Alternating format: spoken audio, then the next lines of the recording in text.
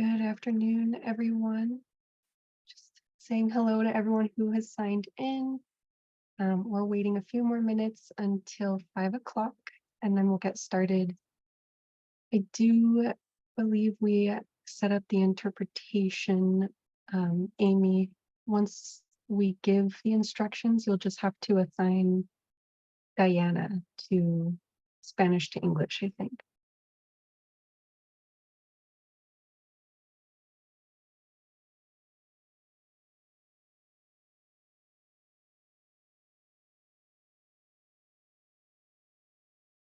Elvia, did you have a question?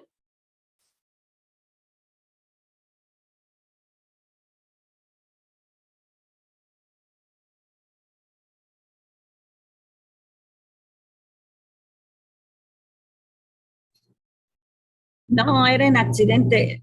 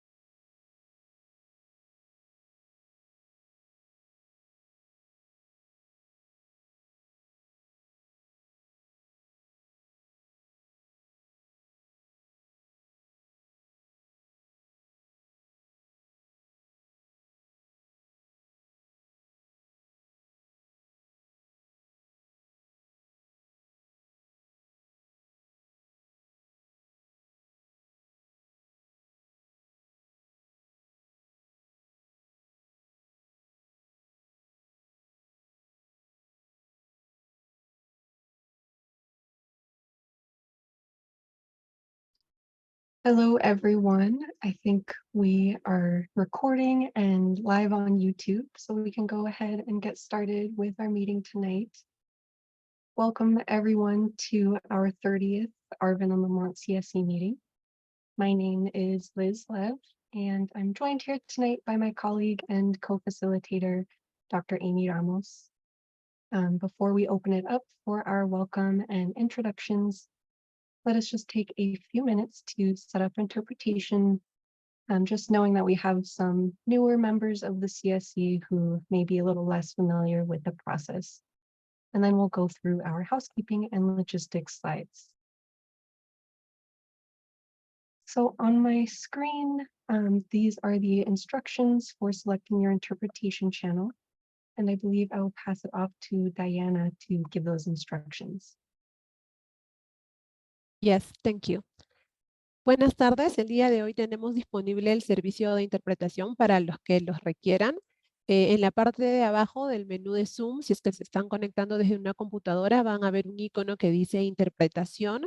Seleccionan el icono que tiene la forma de un globo, seleccionan español y luego silenciar el audio original. Y si se están conectando desde una tableta o un dispositivo móvil, por favor tocar su pantalla, seleccionar los 3 puntos, seleccionan interpretación de idiomas, seleccione español, silenciar el audio original y para finalizar su opción puede seleccionar finalizado, terminado o listo.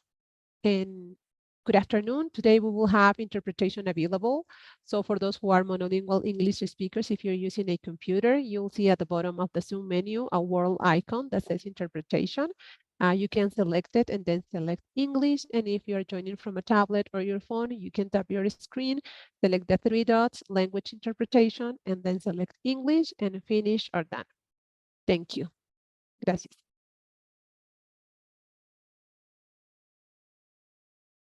Thank you so much for those instructions.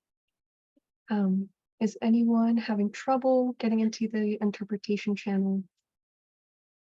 If so, feel free to post in the chat or unmute and let us know so we can make sure you're set up.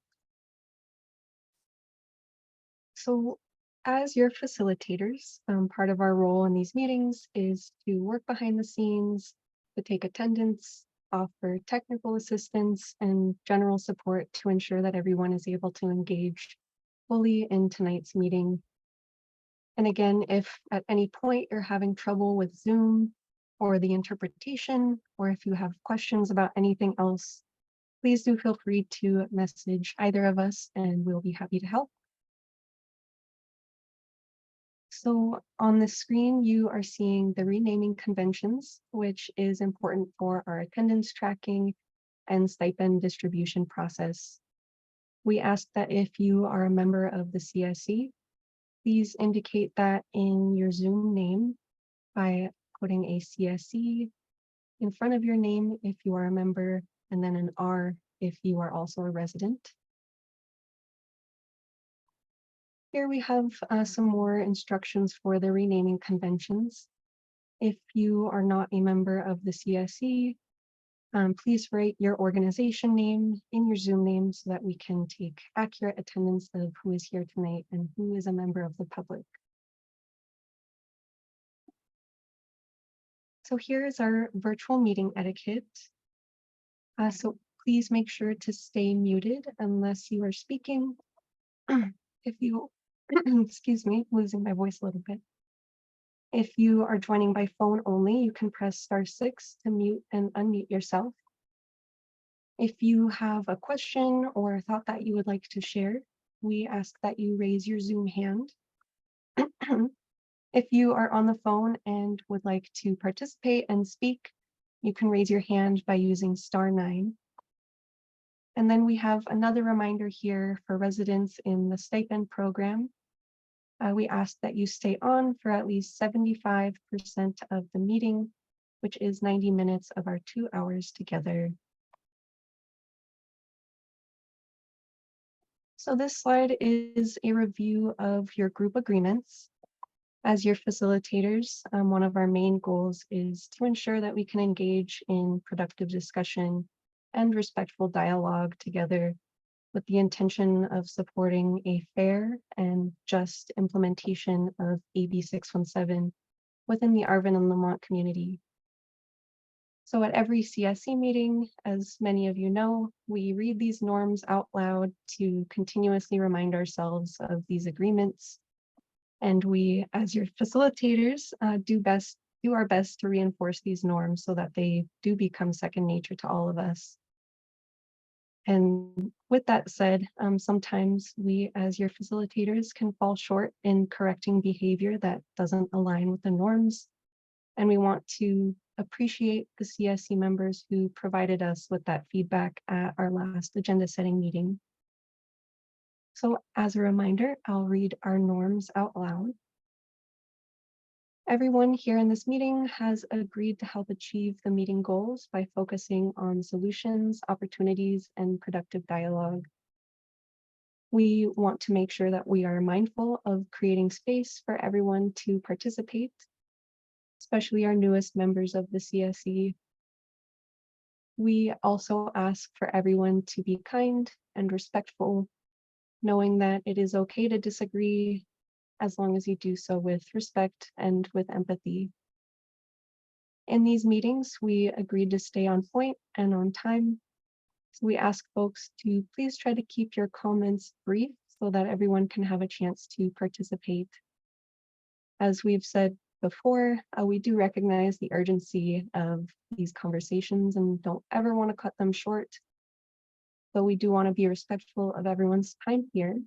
So what our team does is if we happen to be running a little over time, we will check in with the CSC and ask you all how you would like to proceed with the agenda.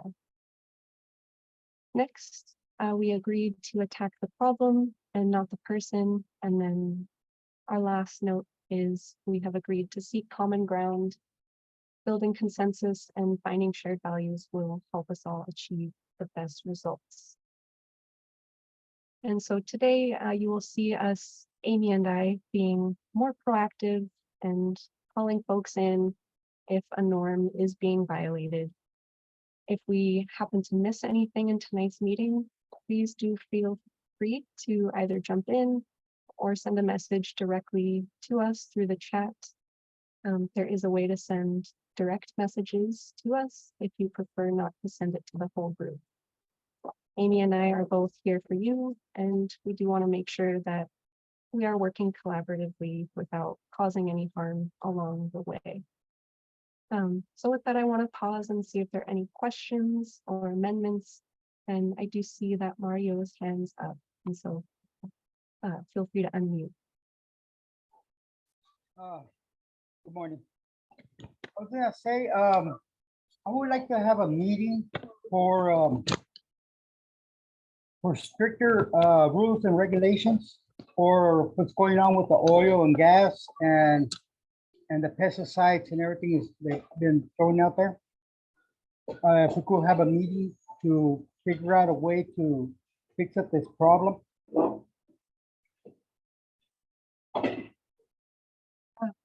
I think we can take note of that, and we can maybe talk about it when Yeah. we get to that agenda item tonight.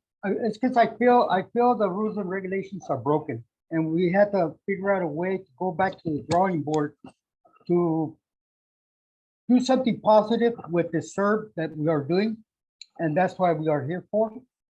And the thing is that there's a lot of rules and regulations they are breaking, and they don't care. They don't care what's going on. They don't care what they're throwing out there. And we need to do something about it. That's why we are here, to try to do something about that. That's why I want to have a meeting to figure out a way, put stricter rules and regulations. You know, we have to do it, because if we don't, all this SERB is no good for nothing, for me, for my part of it. That's what I think. We have to figure out something to fix up this problem. Yeah. Thank you so much, Mario. I think you're 100% correct. And we do have the oil and gas presentations later today. So I'll remind you to bring that back up so we can have a conversation about it when we hear directly from them and when we talk a little bit about the subcommittee updates. So we'll make note of that so that we can come back to that point. Yeah, the thing is that they're not following the rules. I mean, to me, they don't care who they harm. And, you know, the air district have to start standing up start putting stricter rules and regulations for these people and not be doing what they're doing. Because one of these days, there'll be so much harm to the people. And these companies that just have excuses. That's all they have, excuses. Yeah. And to our point, Mario, as Liz mentioned earlier, we want to make sure that we have a productive conversation and really build consensus. And so want to make sure that, we're talking about the process being unfair, not individuals who are here today. So we want to have that conversation. And I see a couple hands up. So Mario, I'm going to have you wait to have that conversation so that we can really make it about attacking the problem, not the folks that are actually here being No. It's not to attack the people. Right. The point is to fix up this problem and make sure they realize that these rules and regulations are going to be stricter. They have to follow by it. They're going to be bigger penalties on them. Right. Yep. We will talk about it momentarily. Okay. I see Bianca's hand is raised, and then Ryan. I wanted to follow up what Mario was mentioning, not just to have another meeting in itself, but I think the subcommittee meetings that we've had in the past usually are maybe 2 months off or 1 month in. Like, we don't have a continuous conversation. It takes a while for us to have another subcommittee. And I think that's where we have the frustration, where we want to do a follow-up. And if it's faster for us to do that follow-up, it's much greater, not into having a couple months for another subcommittees, but actually having a continuous conversation. If we have all these state agencies, I know that the Air District has brought all these state agencies in the mix, but I think if we having the continuation that we should, is important for us to do the reinforcement in the area, because as Mario was mentioning, there's a lot of violations out there, and community members are finally finding out what's going out there in their communities. And if we don't have the continuation with what's going on, then we don't know and we forget. And that's not the point. The point is to have, I'm not attacking the problem. I'm trying to find a solution to this, but actually seeing that there's not going to be another violation happening in our surrounding communities that are affecting us in a daily basis, finding a solution to all these issues.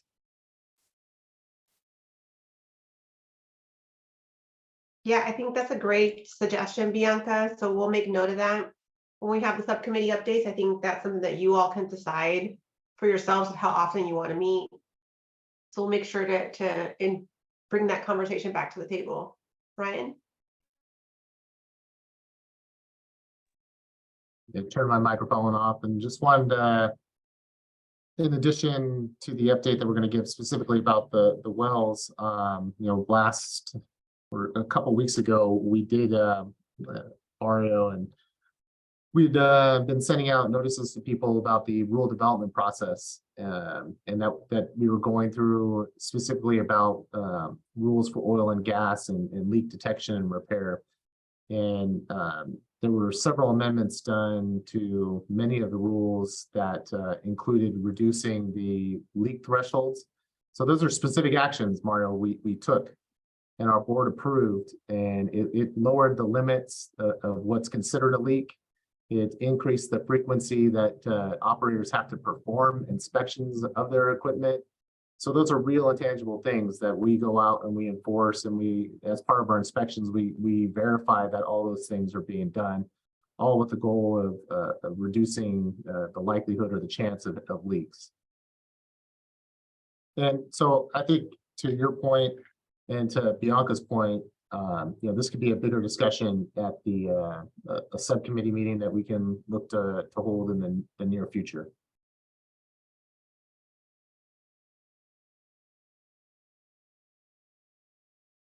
Thank you, Ryan. Go ahead, Mario. Yeah, Ryan, I feel that we have to start doing changes. We have to change the rules and regulation, even though that you guys might think it's strict, but just stop and think, they're not strict enough. Because we still have this problem for a lot of years. And the way I seen it, they don't care. They don't care. And I feel that getting the meeting going, we could start progressing something bigger. We have to go back to the drawing board. Like that, we could figure out a way not to have this type of leaks. Yeah, I think that's helpful, Mario, for us to unpack, right? There's a lot to unpack with that statement. And I see Cesar Aguirre has a question. Cesar, we'll read your question during the presentation because I think we can have an actual comprehensive update regarding what Ryan just shared. But before we do that, we want to make sure that we're just going through the agenda. So I think our next item is, does anybody have anything else to add to these norms before we jump into our first thing?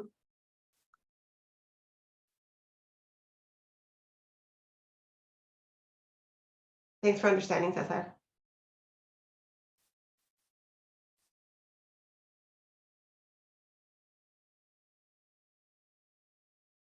I think we can go ahead, Liz. Thank you. So here's the agenda for tonight.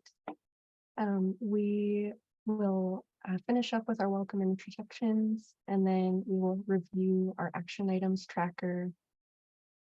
We have a presentation on wildfire outreach and education. And then, as we were just talking about, we do have an update on the oil and gas efforts in the Arvin and Lamont community. Sounds like there's definitely a lot of interest in that, and we have taken note of the comments already, and we'll be sure to bring those back up. And then we'll wrap up with our standing updates. We'll read out loud our action items and then finish up with our public comment. So I'll stop sharing my screen, and I would love to. Oh.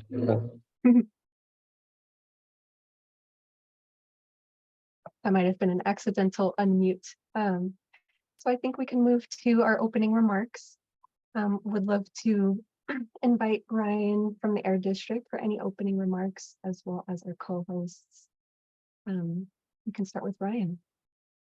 Buenas todas, buenas noches a todos. Good It's great to evening, be here. everyone.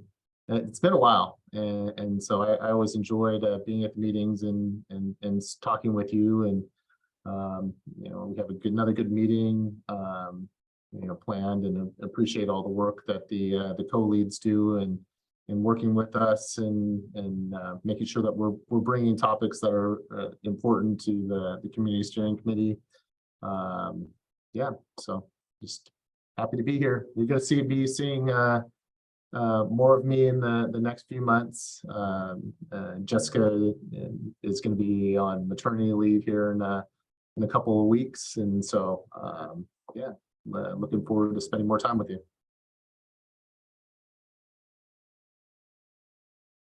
Thank you, Ryan. Bianca, would you like to share any opening remarks?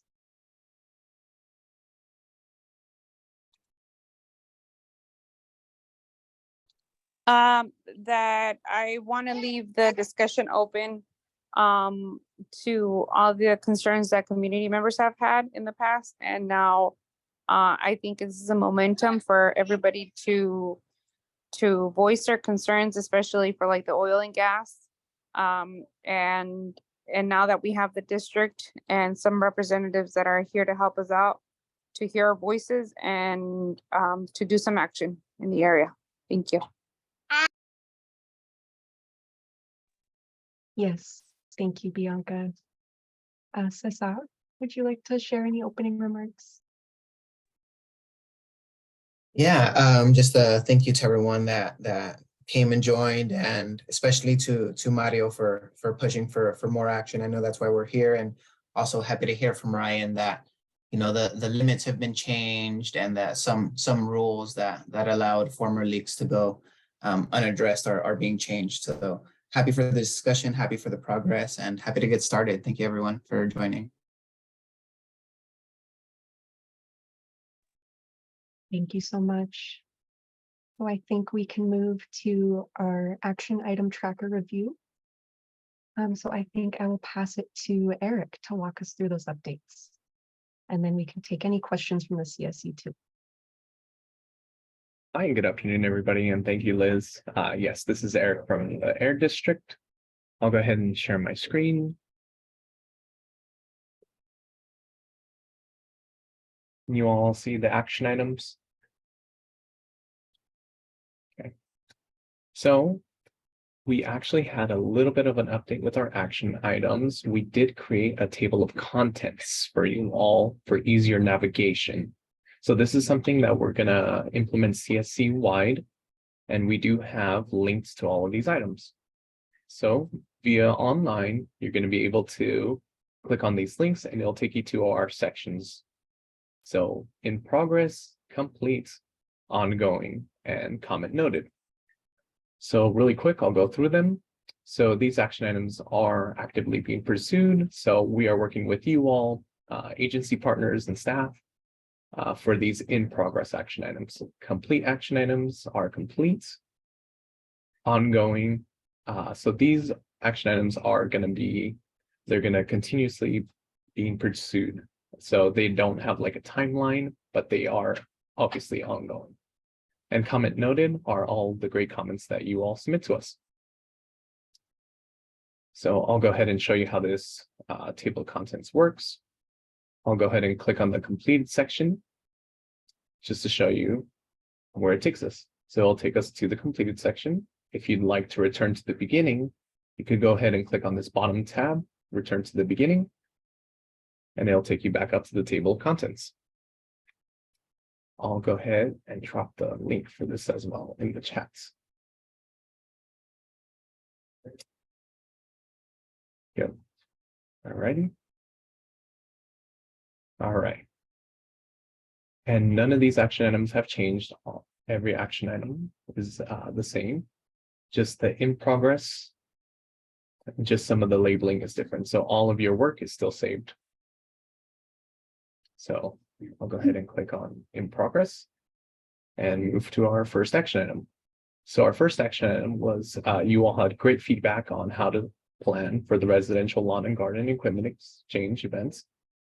So we are going to work with the CSC to find strategies to best suit both the Arvin and Lamont communities.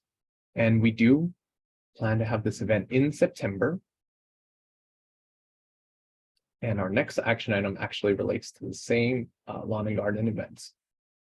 So now that we have the when, we are looking for the how. So the district is welcomes comments for the CSC on how to ensure Arvin and Lamont and all of the other smaller communities get access to this event as well.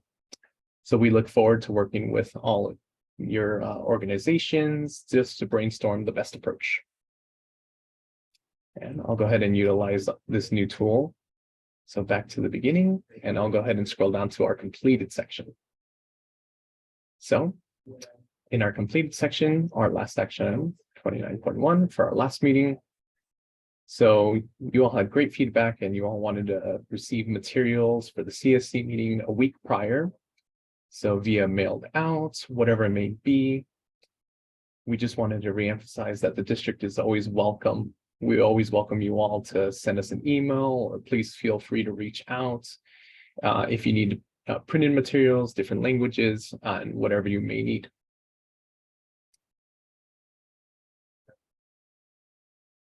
Go ahead and return to the beginning. And just to show you our ongoing section. So these are items that are going to be ongoing. They just got moved into a different section. So this is the same exact action items. Okay, then pause right there. Yeah. Sorry Go to ahead. interrupt. Could you zoom in a little bit? Oh, for sure. Thank you. Here. And if you were pausing for questions, we do have one from Mario. Go ahead, Mario. Yeah, it's like I said it last time, a couple of times already. I feel that this type of information, a lot of people do not know how to use the computer. Maybe if we could figure out a way to send out some papers to the members, like that they could get a better idea, especially the new members. You know, like that they could get a better idea. Most of the time you guys just say, oh, look it up in the computer. You guys are used to using the computer. A lot of people do not use computers, you know, like me. And the thing is that I feel that we need to send out information to the people like that. If they want to use the computer, they could get all the information to send out. And two, we need more public awareness. We need more. That's all. Mario, thank you so much for that comment. We'll go ahead and note that down, actually. Okay. And I know this tool is a little bit new, so if anybody else had any questions, we can go ahead and answer those. And Eric, could you remind me, I do think the Air District sends out paper copies of the meeting materials in advance for those who request it. Is that true? Yes, definitely. Okay. So if any of the CSC members wanted to request paper copies, we'll be more than happy to send some of those out.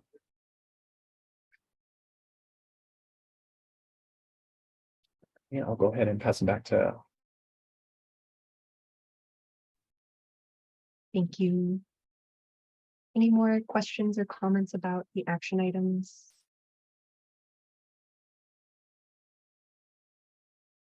And if not, I think we can move on to our next agenda item, which is the wildfire outreach and education. I believe I am passing it off to Amy to give us a little bit of context for that item.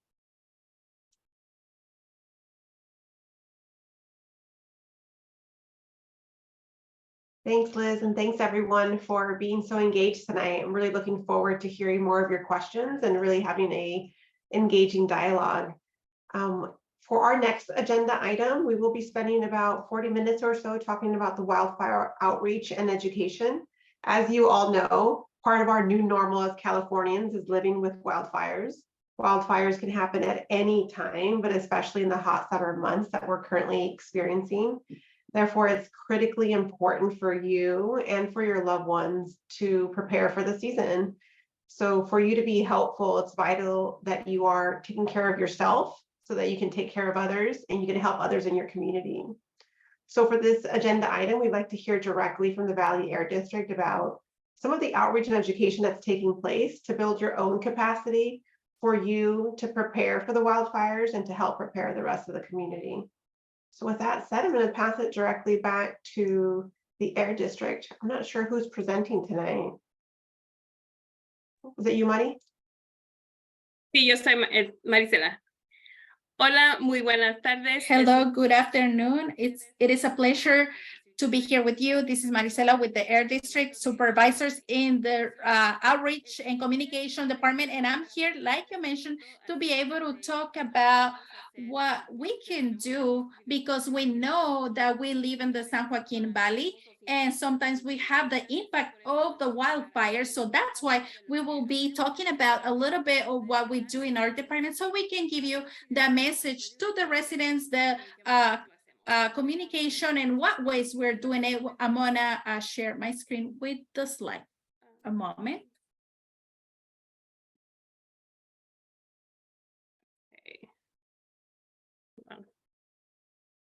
No está funcionando, un momento.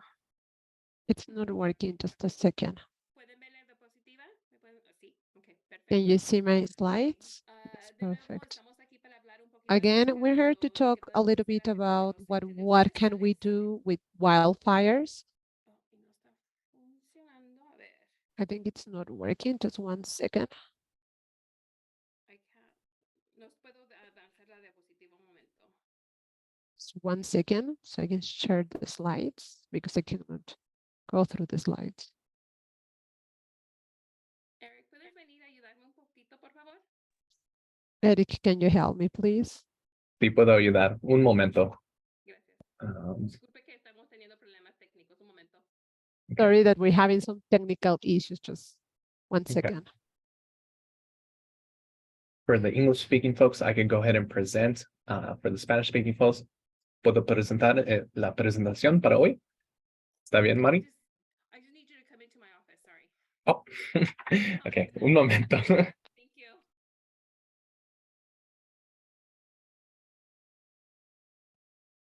Maricela, si gustas, podemos enseñarle. Maricela, if you want, we can share your presentation.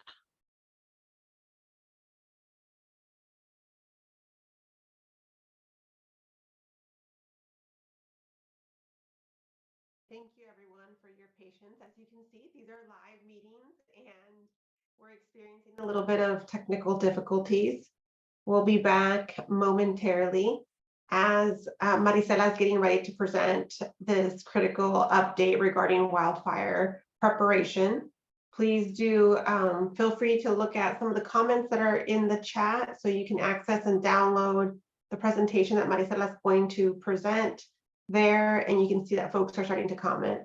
Are you ready, Maricela? If you'd like, I can show it on my end too.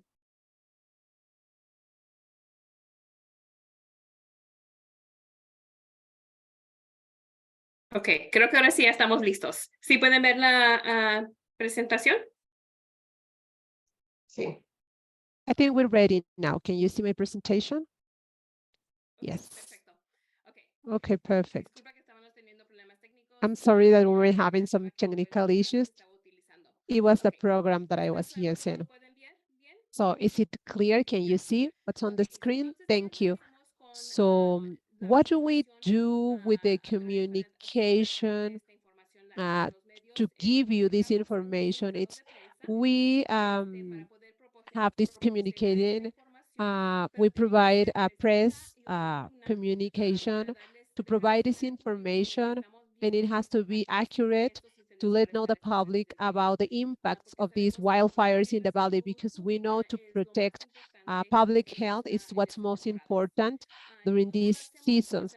And how do we do that? We do that directly by phone calls if necessary. We can also send emails, and it's also possible that maybe we can have events throughout the valley so we can spread the information. And we not only let you know when we're going to be affected about these wildfires, but we also, when we have an event, we let you know like, what can you do to protect yourselves against it, and what we tell you that you should protect yourself, cover yourself, try to cover your mouth and your nose so you don't breathe these particles, but also for you to know that you shouldn't do any open air activities or exercise outside, because that can affect your health. What are other things that we do when we talk with the public about the wildfires? We utilize the different social media platforms, mobile apps, and also local English and Spanish language media to be able to educate and inform residents. Um, uh, Now, especially nowadays, we communicate with the media, and we'll let them know that it's this fireworks season, and what we want is to create awareness in the residents that the use of this firework it's affecting us and also the air quality. And I think we had like 3 or 4 interviews today to be able to educate the public about the things that we do in the valley and that can affect every one of us. Here in this slide, we have an example of one of the systems that we use, that is to assist the public. How can they prepare an temporary air purifier? In this device, you can see that if a person doesn't have an air purifier, they can use an square ventilator, and by using air filters and using like duct tape, and they can create a temporary purifier that can help them, and so they can have a cleaner room. I think I have a question from Mario or Elvia. Yeah, I just want to know, how do you guys give out the information to the public? Sí, es lo que estamos hablando un poquito Yes, ahorita. that's what we're talking a little bit about now, how we do this.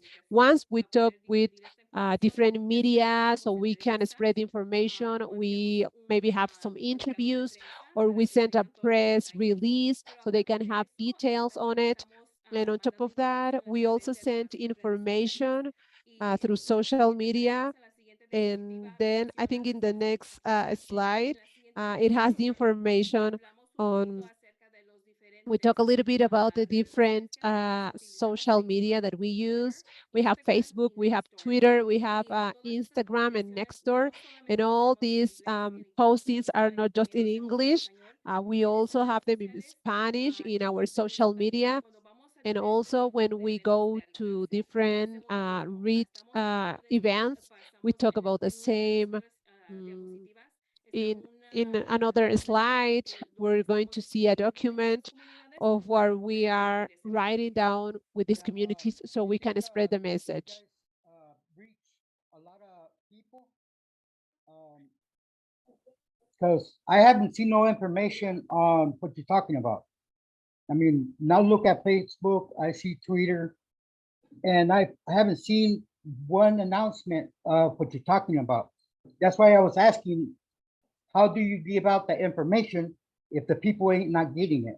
I mean, you could tell me what you guys are doing, but I'm not seeing it.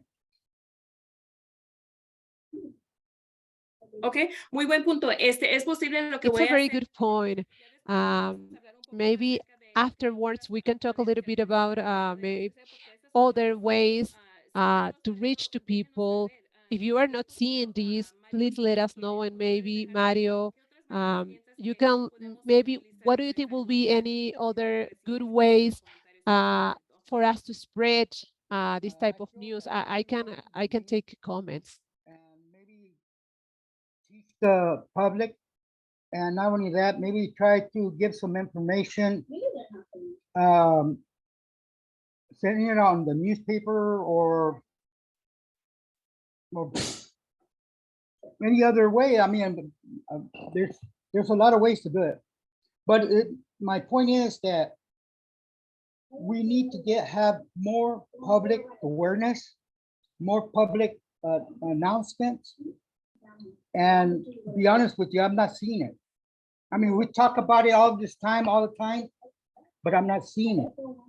And it concerns me because, I mean, you could say whatever you want to say, but I'm not seeing it.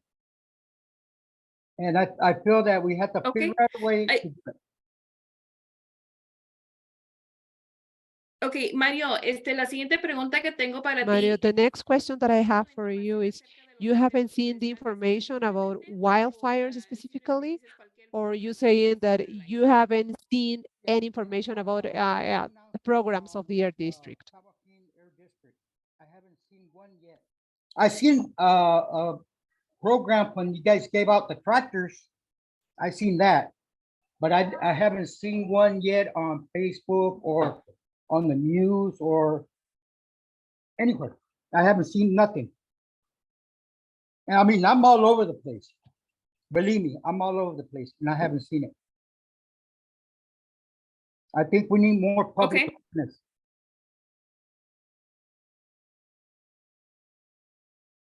Yo sé que una de las cosas que sí, gracias I por know eso. that one of the things, but thank you for the information, Mario.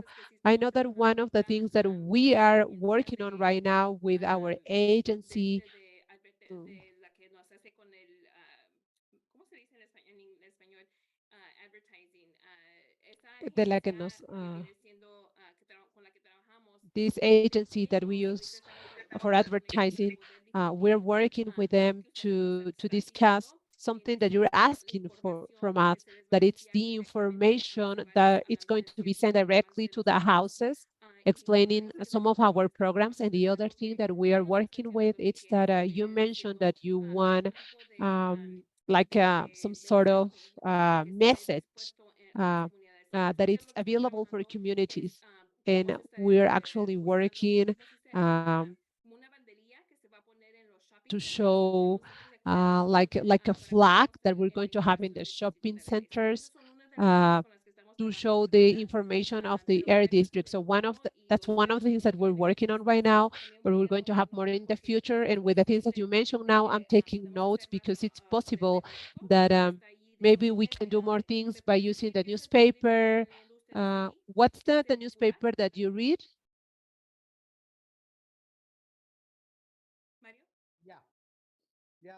Yeah, the popular, but it's not, I don't even think it exists no more because I haven't seen it. But I got an idea. I got a really good idea. You might have to get a channel. Have a channel, and then you could give out information of the Air District. You could give out information for CARB, REHA, whatever, and educate the people on the TV when they see a program.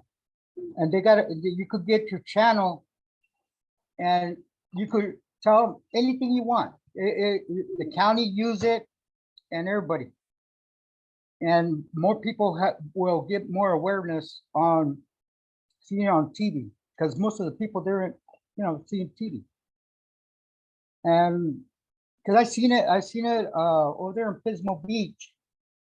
When I went to go and visit over there, they had a channel showing out the county with all the road work. They show the area. They'll tell you when the work gonna be at, workplace they'll do the job at. Any problem with the water, they'll tell you right there. Or Air District, whatever plan they have, you can put it on there. And I feel that we should try to get a channel. I mean, if you guys all get together, pitch in, and make a channel. And I'll be honest with you. I think more people will get more public awareness on that channel when they want to get any information. And I'm still waiting for the billboard, the electronic billboard. I'm still after that one. Yeah, y es algo que, como dije, mencioné, Yeah, Mario, it's gracias. something like I've mentioned, Mario. Thank you for your comments. We're going to do more research on that topic. I know the electronic billboard, it's something that you've been asking for. Right now, what we're going to do is, like I previously mentioned, to have these, in English, we call them banners that are going to be in the shopping centers. Right now, like for maybe around Christmas time or spring, they have these little flags that we're going to be implementing in the upcoming months. So we can send the Air District a message.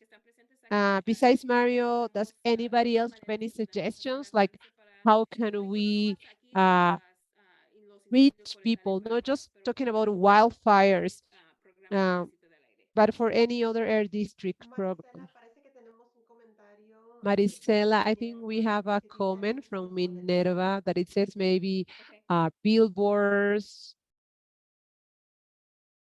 Anuncios y Okay. letreros en donde, Minerva, ¿nos puedes dejar eso en el comentario? Where specifically, Minerva? You can put that in the comments, or maybe you can unmute yourself. Ok, creo que a lo mejor va a ponerlo en el chat.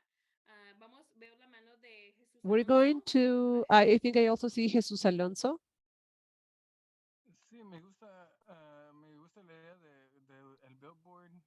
O Um, también I like the billboard idea, un centro de información. or maybe like an information center where the public can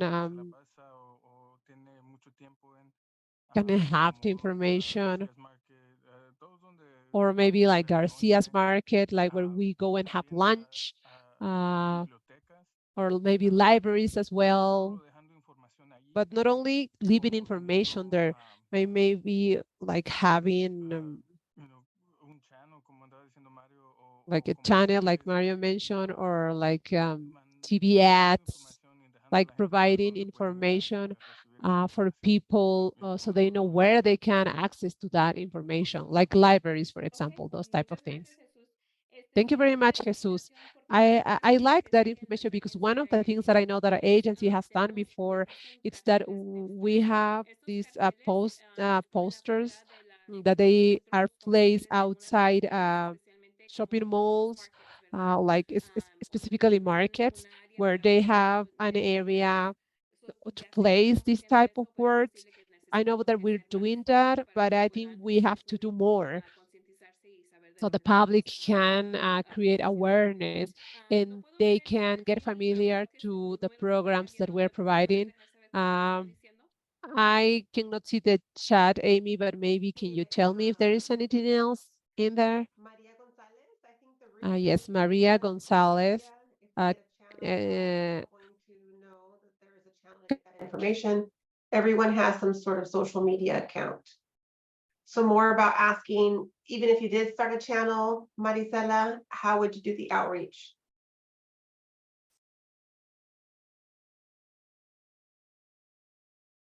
Sobre el canal, no agarré la última. About the channel, I think it's something that we have to do some research on with our agency to see what can we do. But maybe in the future, when I have another opportunity to talk to you, I can have more information on that. Evelyn, I think you raise your hand, please.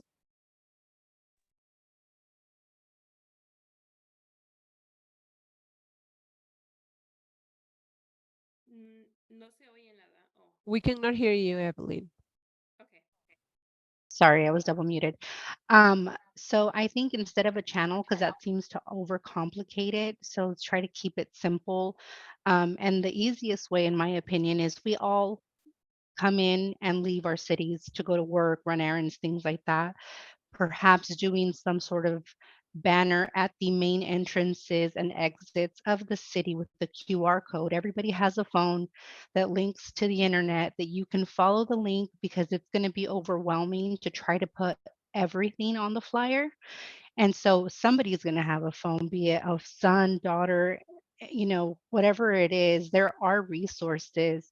You can put a link, things like that. If you are wanting to search the information and it's important to you, you will get to it. I don't think that mass distribution of paper products is, one, good for the environment, but it's not as realistic as one might think.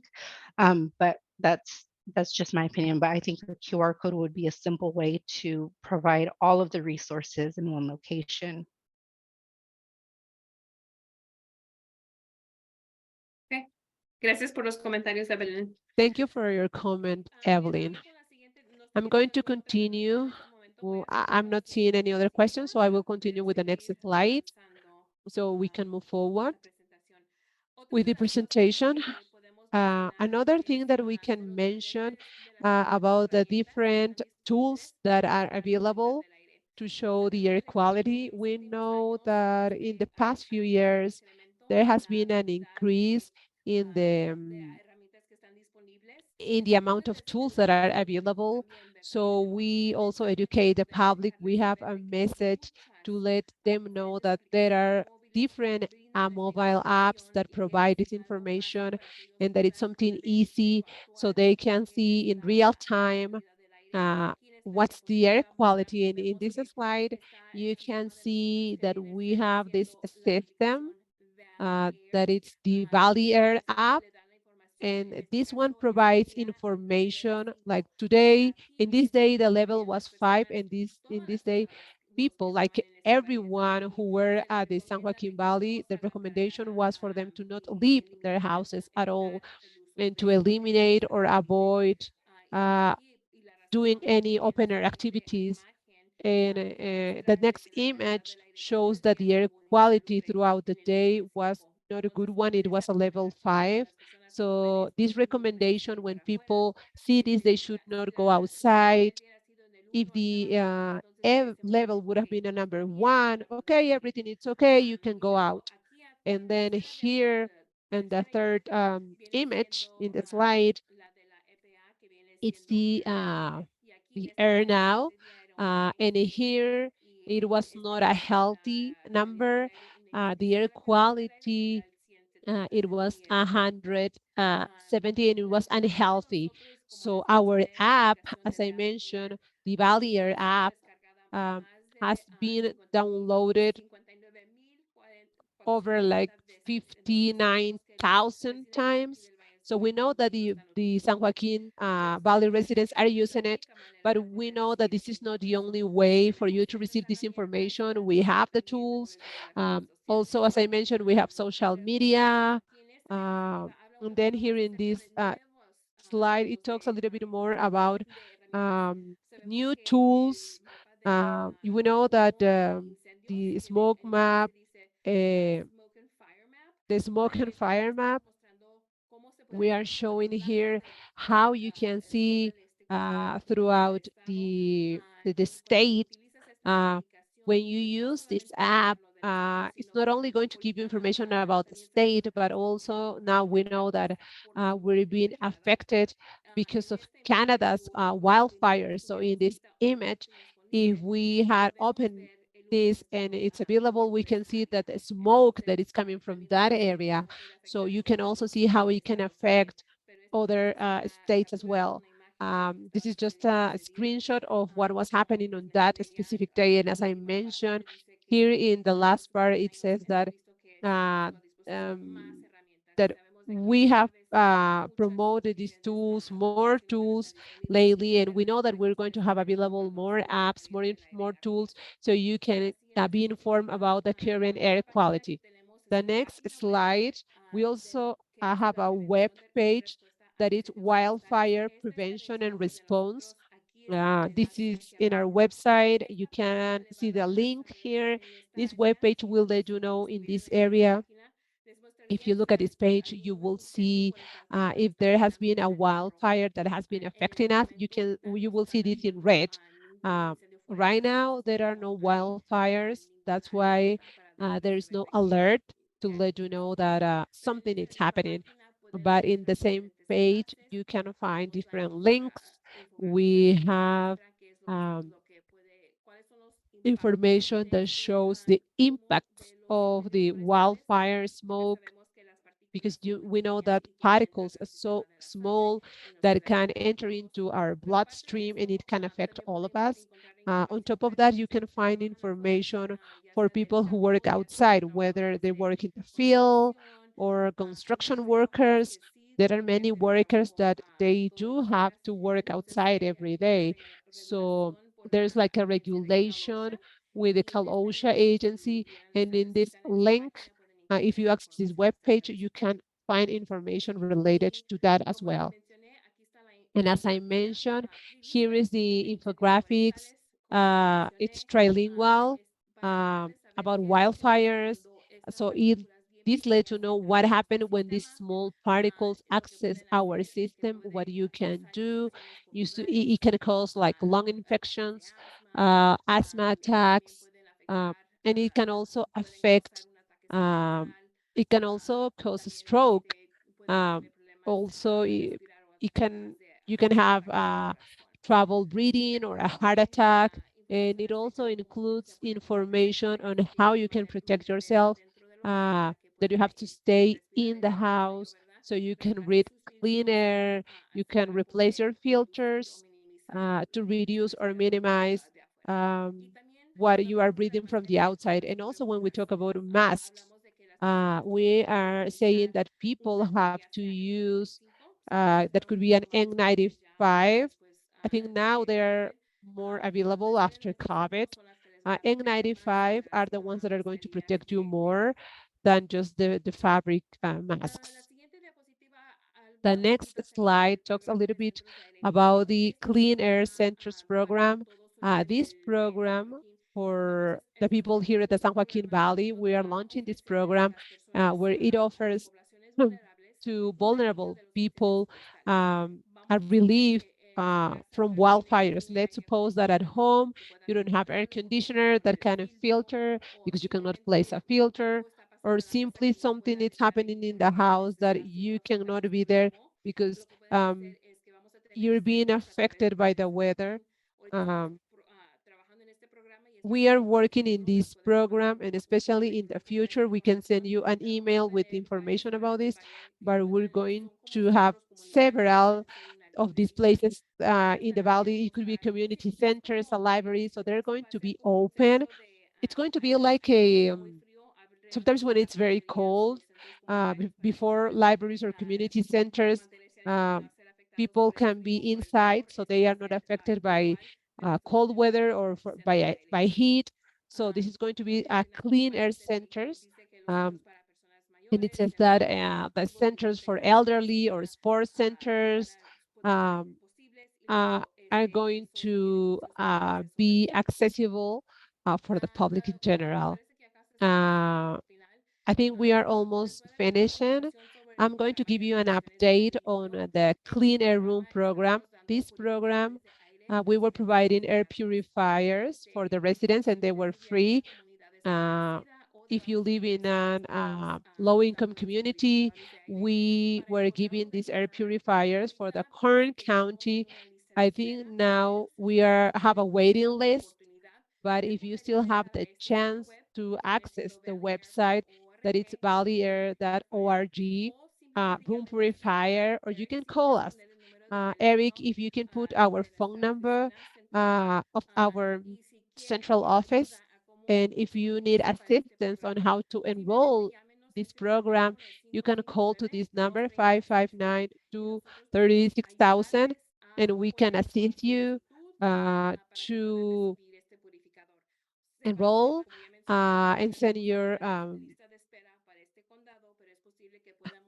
form so you can have access to this purifier. As I mentioned, we have a waiting list, but maybe you can still get one of these devices.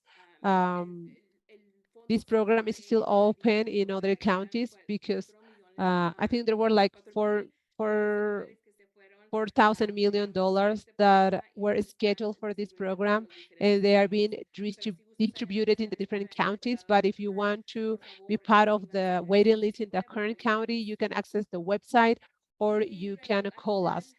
And then finally, we are collecting information about logistics for a community billboard or a large information sign. This is what Mario mentioned. And also the district is coordinating with the committee and the different leaders to join with the events staff to see what can we do, maybe a health fair or another community event, so we can organize each other so we can have these type of events. That's everything I have for now. I'm going to stop sharing, and I think we have a question. Mario? Yeah, I was thinking about what I was telling you guys. A channel is good to do because depends on the mindset of the people. You know, you got teenagers, they use their phones and all that, but the seniors and all that, they see more TV. They don't use their phone. They don't even know how to use it sometimes. And I feel that we have to pause and let's think about what benefits who. And, you know, we have to just analyze and figure out, let's see what will work. And I think a channel will work because for the older people, like that, they could have a better understanding. That's all. Thank you, Mario and Maricela. Also on the chat, Minerva commented that potentially having TV commercials on local channels would be an effective outreach strategy.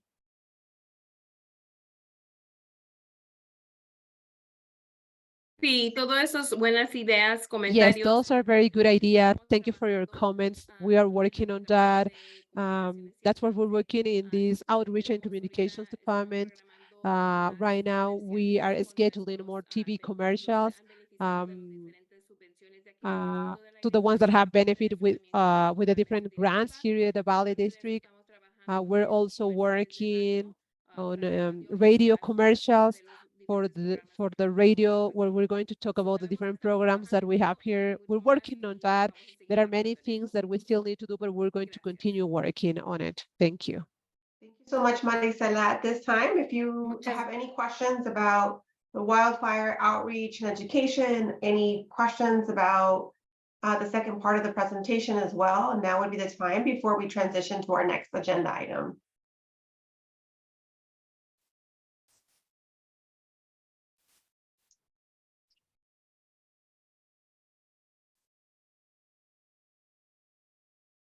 All right, not seeing any questions at this time. However, if you do come up with something new or have a new idea, please feel free to put it in the chat and we'll be sure to read it aloud before we end today's meeting.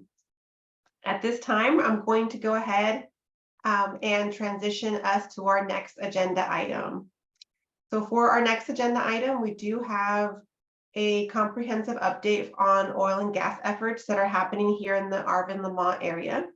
For today, we have 3 agencies that are available today to give you a comprehensive update. We have CalGEM, CARB, and of course the Valley Air District that's going to provide us with several versions of an update.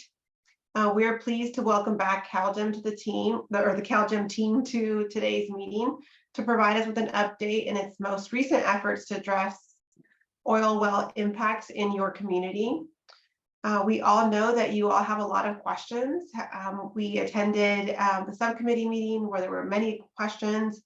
There were many questions last time. So we want to encourage you to be thinking about even more questions and feel free to put them in the chat or to raise your hand. We do want to make sure we get through the update so that you are all aware of how things are moving forward. So we'll be sure to take your questions in the order that they are asked. At this time, I'm going to go ahead and pass it to the CalGEM team. I'm looking at my screen to see who is going to kick us off.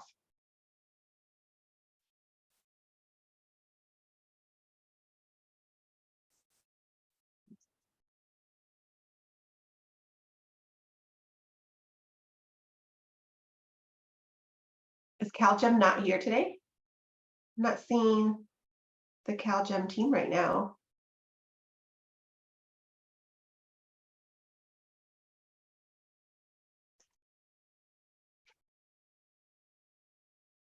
Okay, going once, going twice. Public record, the CalGEM team is not here today.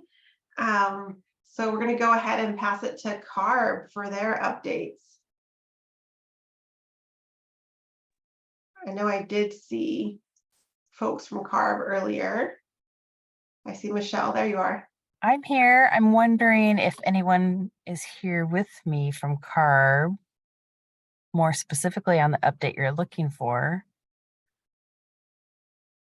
I'm sorry, I'm not seeing anyone. Do you see anyone else? I'm here, Michelle. Sorry, my voice is gone. Uh-oh, I'm sorry. Do you have any information to share, Udo? Or if you want to relay it to me, you can do that.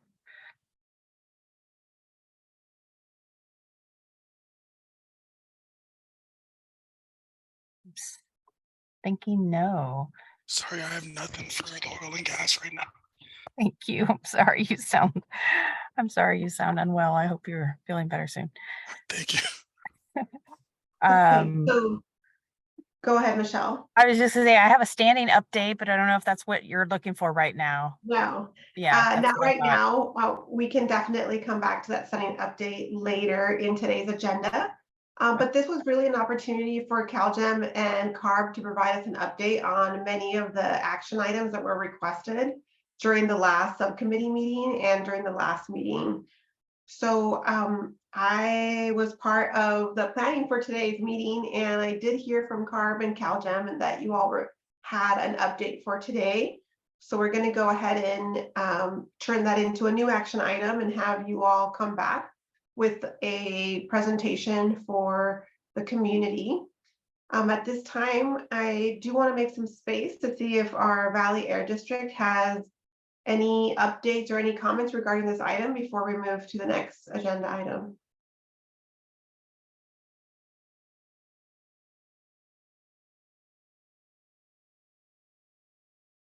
Jennifer, you turn your microphone on. Thank you. I'm a little rusty. Hi, everyone. This is Jennifer Lettergerber. I'm the compliance manager for the Air District. I do have a brief update on some of our re-inspections that were performed for the Sunray wells this week. So of the 11 wells that were identified as leaking during our inspections on May 24th, 8 of those wells were repaired and re-inspected as in compliance with District Rule 4409, and that's our light oil components rule. Additionally, 3 of those wells are still undergoing repair. And then 6 wells have what we call open-ended lines, where there are not active emissions coming out of those, but they do require a blind or a plug or 2 closed valves to be in compliance with District Rule 4409. Our next joint inspections or re-inspections, I should call them, at Sunray will take place next week. That will be with District and CalGEM staff on site. And we hope to find that the remaining wells have been repaired so they may be re-inspected. And that's my update. Thank you, Jennifer, for that update. We do have a question from Cesar for you. Sure. Will they receive NOVs for the open-ended lines? Yes, so the open-ended lines were included in the NOVs that we issued to Sunray, correct? To follow up on that, so to date, we've issued notice of violation for every violation of our rules and regulations and the state regulation at this time. Thank you both. And I do know earlier, Jennifer, we did have a question from Cesar as well about the new limits and the frequencies of inspections. So maybe we can add that to a follow-up action item, but if you have any insights right now that you're willing to share? Just, I know you provided a link to the website as well, on the new limits and frequency of inspections. That would be helpful. Sure, I can talk about those briefly. So in the 5 LDAR rules that our board just adopted, we did lower the leak threshold, I think as Ryan talked about earlier, down to 500 ppm in most cases. For some components in those rules, there were already standards below 500 ppm, and so that didn't change. Those remained at those low levels. But the rule amendments established lower leak rates down to 500 ppm. And additionally, I think Ryan mentioned this before as well, but the operators are now required to inspect those components on a quarterly basis, whereas before there was a mixture of quarterly and annual inspection requirements. Now there's been established quarterly inspections for operators. Thank you, Jennifer. Cesar, does that clarify your question? Just want to make sure you don't have any follow-up before I transition to Mario's question. Yeah, and I know the LDAR is self-reporting operator logs. Are those leak detections? Do you have access to those operator logs? I know they're required to report if they find anything. Yeah. Yes, so they do, the operators are required to keep record of their leak detection and repair inspections. It's a record that we look at during our annual inspections. We comb through those records. We ensure that, you know, the repairs have been made within the timeframes of the different rules. And so, yes, those are records that we often request and we absolutely look at during our annual inspections, or even our semi-annual inspections. Sounds good. Thank you, Jennifer. You're welcome. All right, I'm going to ask Mario to unmute and ask your question, please. Yeah, I got a question on the rules and regulations on leaks.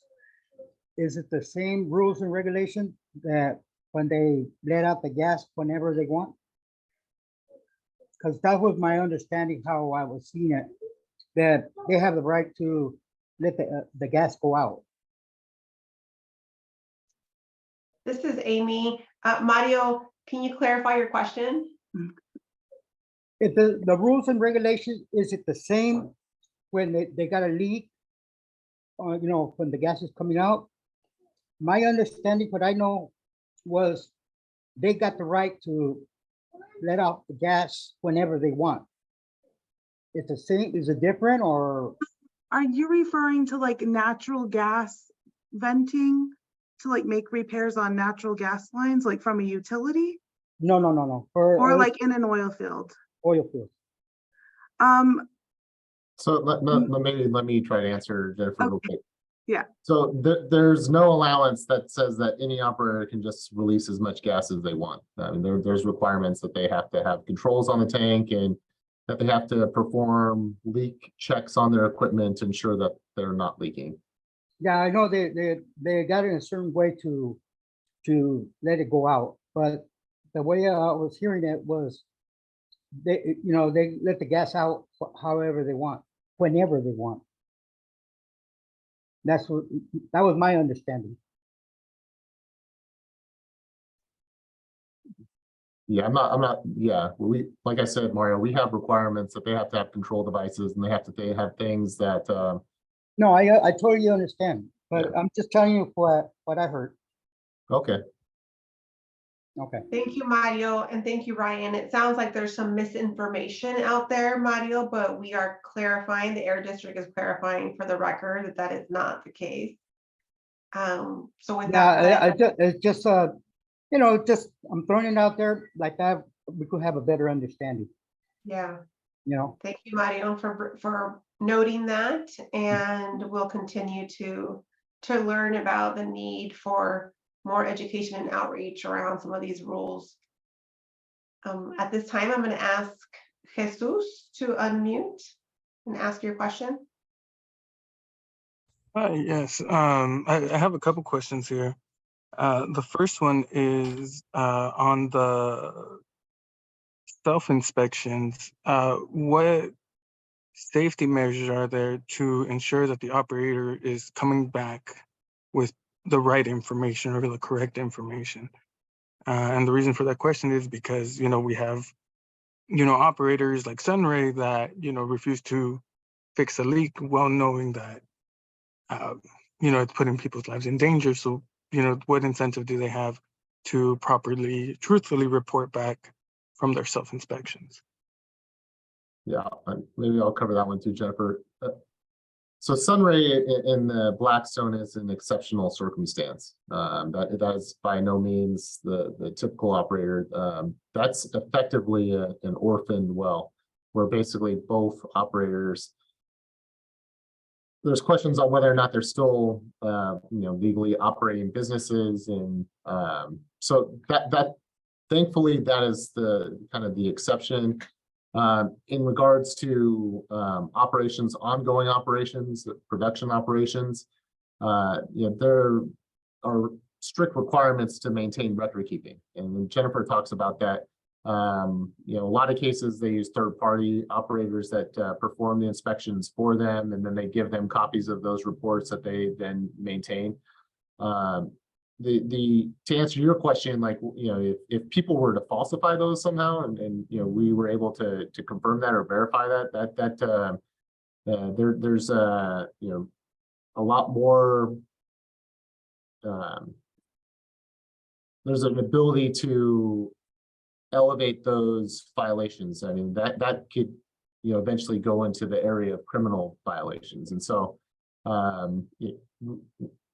in what we've seen is that the operators do perform the inspections, and they perform the repairs that they're required to, and the operators, you're talking about safety risks and other things associated with those things. So I mean, it's in their interest to also maintain their equipment and to perform those repairs as quickly as possible.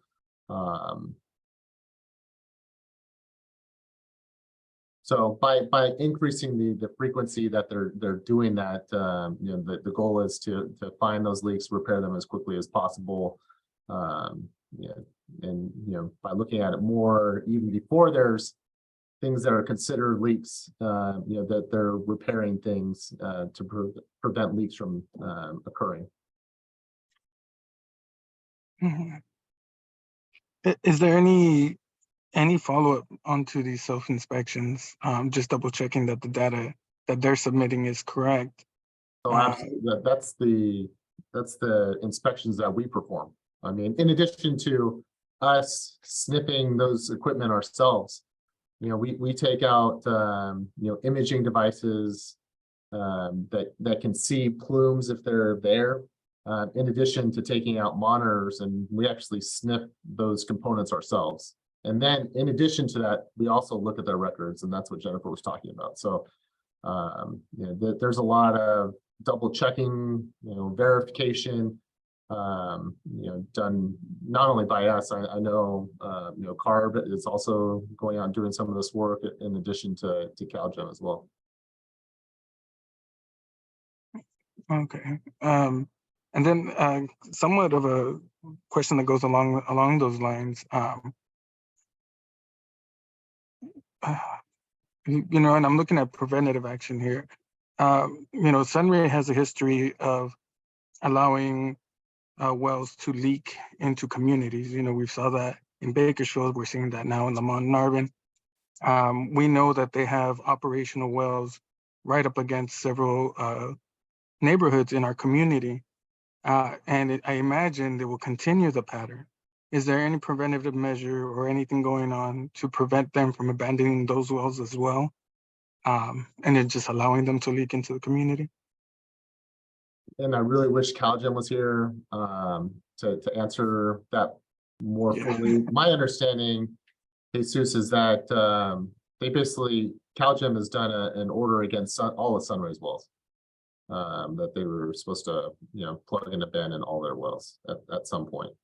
And that they're no longer operating any wells. But Jennifer, I don't know if that is your understanding as well. That does sound correct to me, and yeah, CalGEM would probably be the best to speak Yeah. on. So we'll mark that up. I see Erica, and we got her Oh. hand raised. Hi, my apologies. I was scrambling to try to find the CalGEM folks who I thought were attending this meeting tonight.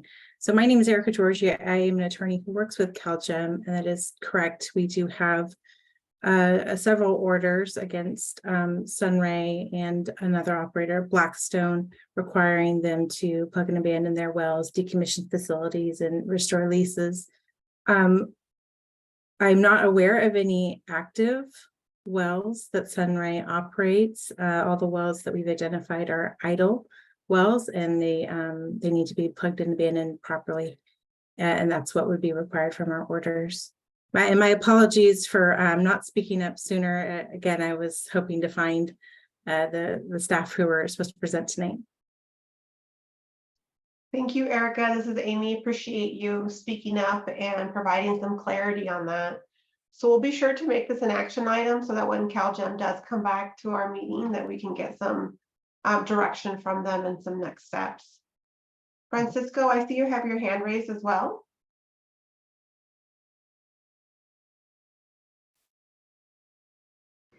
Sí, yo tengo Yes. una. I have a question because we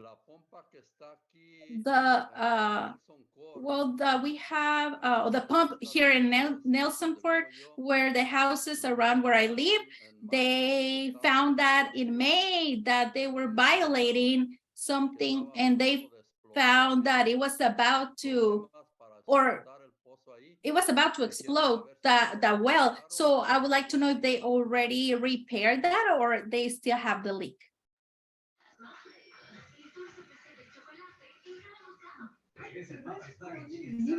Francisco, it's Amy. I think because CalGEM is not here, we don't have an answer for you today. So CalGEM not being here is preventing us from giving you a comprehensive update on oil and gas. Francisco, I can go back to CalGEM staff and find out the status of the work that was being done on those wells. I'm just not prepared today to provide an update. Thank you. And Okay, muchísimas gracias. Okay, thank you very much. Francisco. And so Jennifer, Thank you, I'm not sure if you or Ryan know the answer to this question, but we do have a couple questions. So I want to just, for public record, read them out loud. So in the chat, I'm seeing a question from Evelyn. When an operator finds a leak, are they required to re-inspect to prove the leak was repaired? Is that part of the self-reporting process? Yes, it is. They are required to make those repairs, note the date that those repairs were made, and keep that information in their logs and in their record. And those are the ones that we review during our inspections. Thank you for saying that aloud. And there's a comment also from Roberto Gonzalez. And I think this comment came in when Mario was talking about potentially being witness to some misinformation about some of the oil refineries releasing gas when they shouldn't be. There's a comment here that says that the refinery on Panama Inn does that. I don't know, Roberto, if you want to provide some more context. I did see when that came in, but I don't have any more context there than what's in the chat.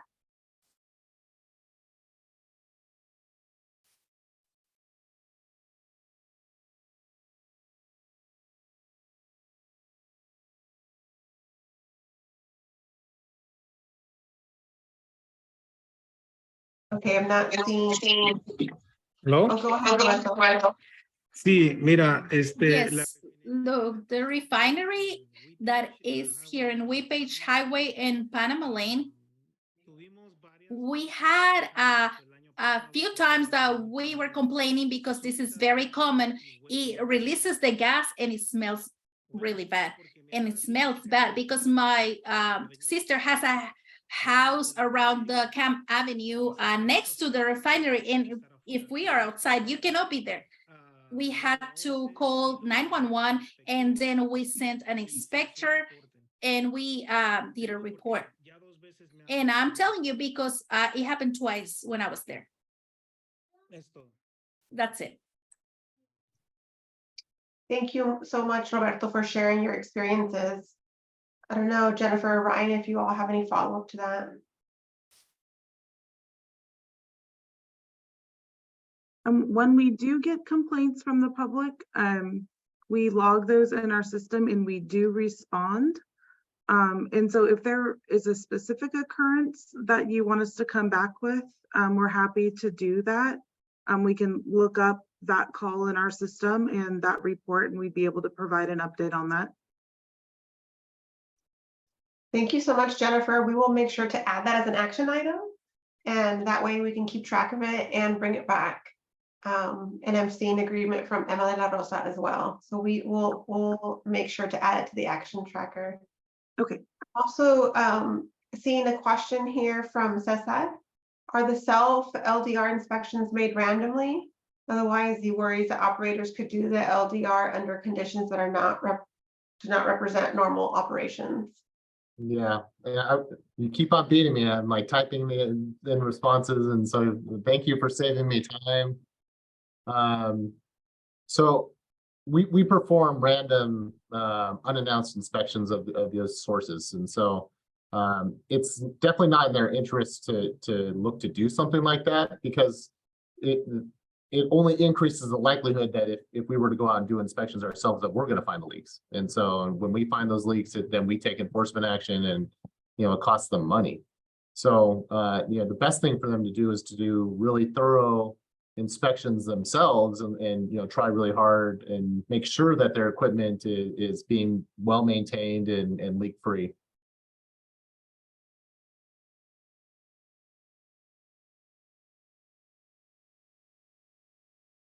Thank you, Ryan, for that answer.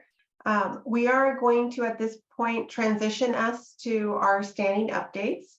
So at this time, I'm going to, I see a hand. So before I do that, I'm sorry, Amy, can I just jump in there for a second? I heard a question, I think earlier from Mario about if there was a way for laws to be strengthened or rules or regulations strengthened. And I don't know if this group does get any legislative updates, but there may be some interest there are a couple bills right now in the legislature that increase enforcement tools available for oil and gas enforcement cases. And one in particular is a bill, AB 631, that may be of interest to the group to check out. And that's all.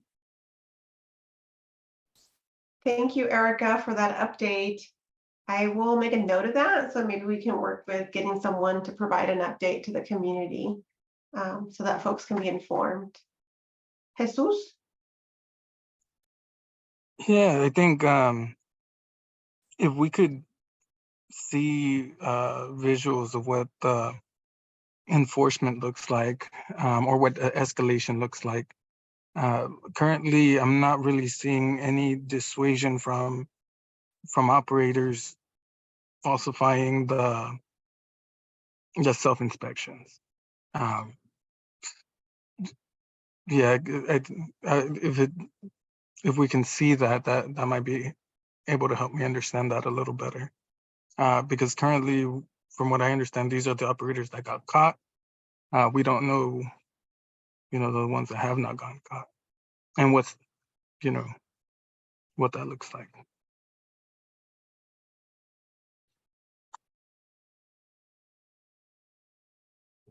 Jesus, we are responsible for documenting action items. So I just need a little bit more clarity from the request here.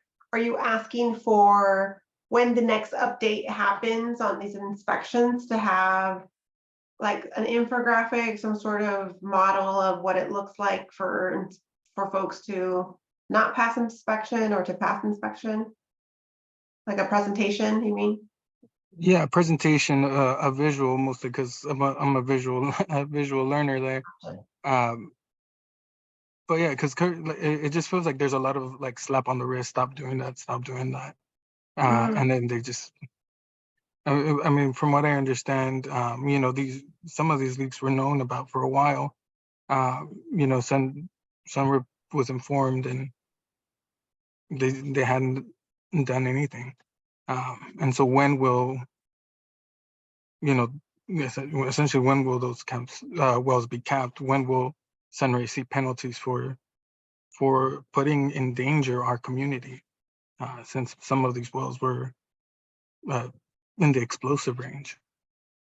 I mean, those are lives. I would like to see some serious penalty there. Not just lives, our students. Is right up against our high school. Yeah, so we can make a note of that so that we can have some visual version of the presentation for the next meeting. Thank you. Elvia?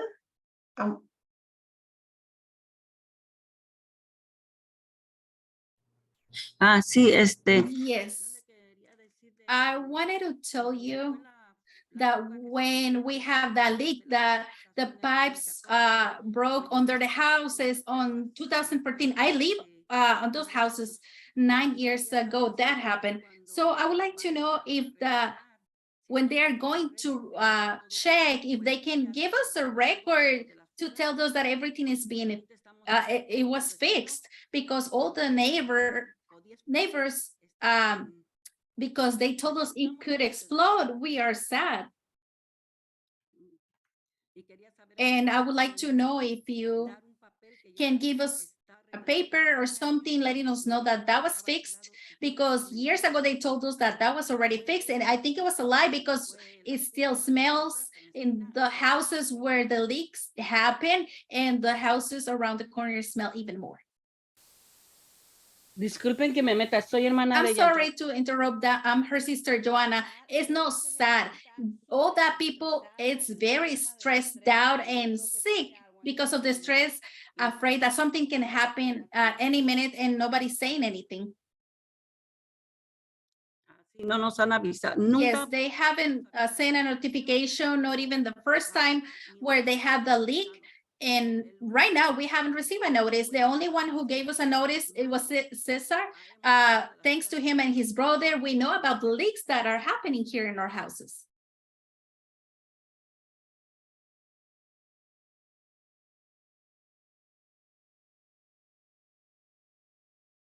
Gracias, Elvia y Joanna, por compartir. Thank you, Elvia and Joanna, for sharing. Mario? Yeah, it's like Sí, like I said, es como lo que citizens, and I feel that we should have stricter rules on what's going on, and not only that, let's have a meeting to sit down and really figure out and go back to the drawing board and try to figure out what we have to do to make it work. Yeah, that's all I want to say.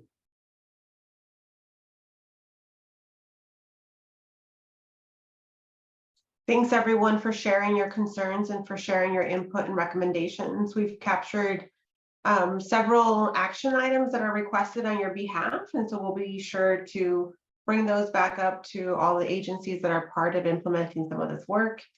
And we will also reach out to CalGEM to figure out what happened today in that miscommunication of them not being here. With that said, we do have other updates for you all. So at this time, I'm going to transition to my colleague Liz to walk us through some of these standing updates.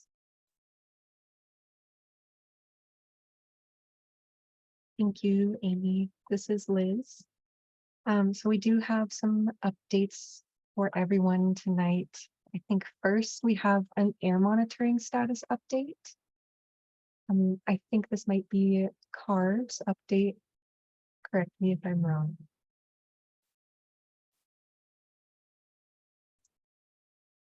No. Yeah, I can update you. Yeah, the main thing, the only thing I wanted to share today is that CARB is holding workshops on the Blueprint 2.0, which is the blueprint is what we call the short for our document that basically gives the guidance for this entire program. And it's required by law to be updated every 5 years. And that's where we're at right now, is we're updating it. And that's due by September. And so we are deep in the midst of gathering comments and guidance from community members and anyone who is involved in this whole program. So I definitely want to invite you all to that, to those workshops. Let me make sure I don't say something wrong. Let me get the right dates here. And I will also drop this in the chat. But so we are having 3 workshops. They are all virtual and they are all being held from 4 to 7 p.m. And the dates is July 7th and 11th. And those 2 meetings will be held primarily in English, offering Spanish interpretation. And then on July 18th, it will be primarily in Spanish with English interpretation. So keep those in mind, and I hope that you will come, especially if you have some strong feelings on how you'd like to see the program change. Thank you. Thank you, Michelle. Could you write down those dates in the chat and we'll add them to the action items? And I see we have a hand up from Emma. Go ahead. Hi, everyone. I apologize for missing this earlier. But regarding the wells that were identified that were leaking, did y'all say if those were already repaired, the ones that didn't have the operators? Yes, so in my update of the 11 wells that were initially leaking on May 24th, 8 of those were repaired and re-inspected. 3 are still being repaired, and there were some additional wells that still had what we called open-ended lines. They're not active leaks coming out, but they do require either a plug, a blind, or 2 closed valves to come into compliance with district rules. And so those are the outstanding wells for Sunray. 3 of those. Okay, and I know Minerva had some questions. No sé, Minerva, si guste ponerse en altavoz para hacer más preguntas. I don't know if you, Minerva, want to unmute yourself to ask the questions.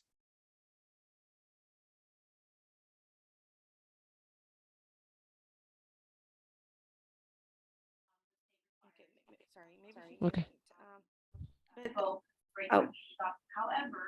Also, sorry, the location for those 3 wells that are currently being worked on, did we share the location for those?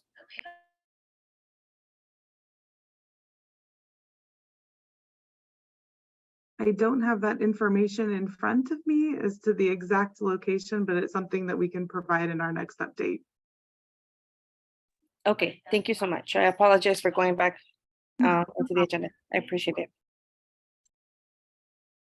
Since this is an important topic, I think we can, put together an update that we email out to the committee in the next few days, or by next week at the latest.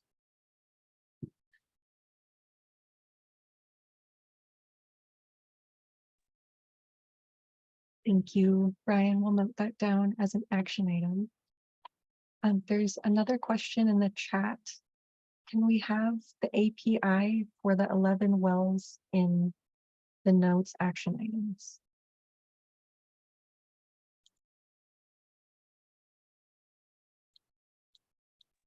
I think that's something else that we'll be able to provide in our update. Thank you.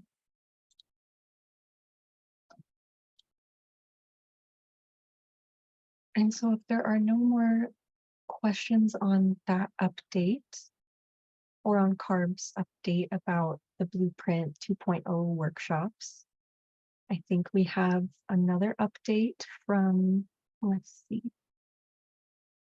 Does the Department of Pesticides have an update that they would like to share? The only update that we would like to share with the community is our hearing for, as you all know, we are working on the 1.3D regulation. We had our second hearing in May 31st. And by that time, we also received all the public comments. The update is that we are reviewing all of those comments. We received a lot of those comments and going through all of those questions and trying to provide response for all of them. Thank you for all the feedback that you provided to us, and I know our staff are working on responding to all of those comments, making sure that we have response for each of those unique comments. That's it.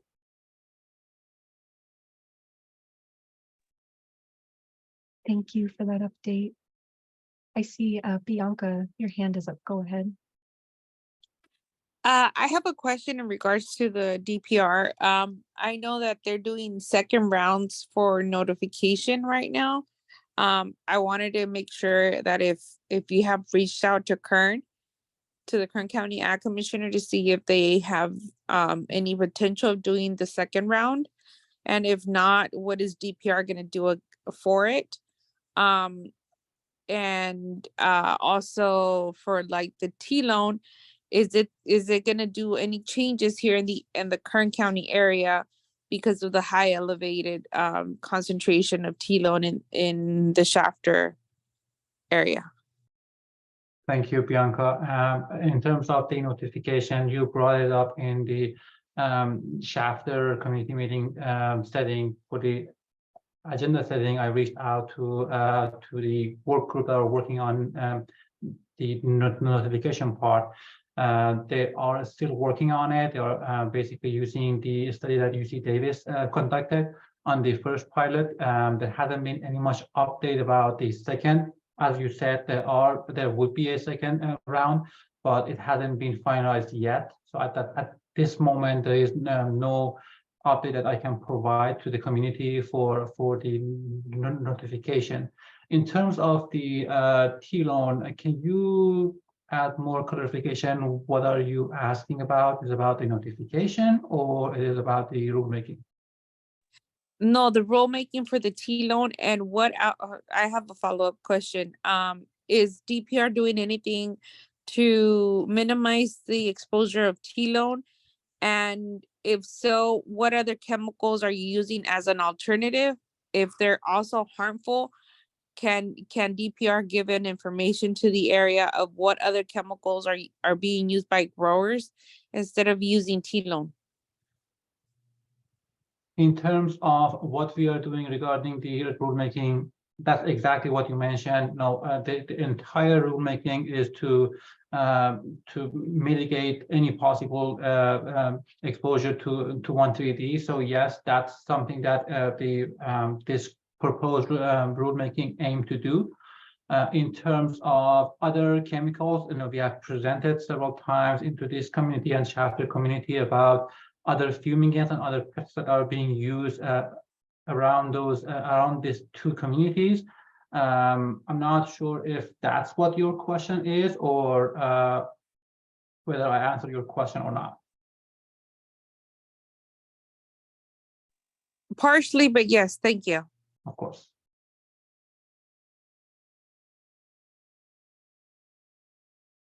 Thank you for those questions and for the update. Any other questions for DPR before we move to our next update?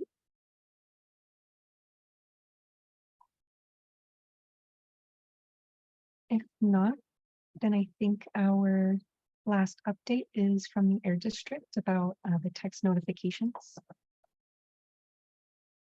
Hi, Liz. Thank you. I could take this from here. All right, I'll go ahead and share this slide with you all.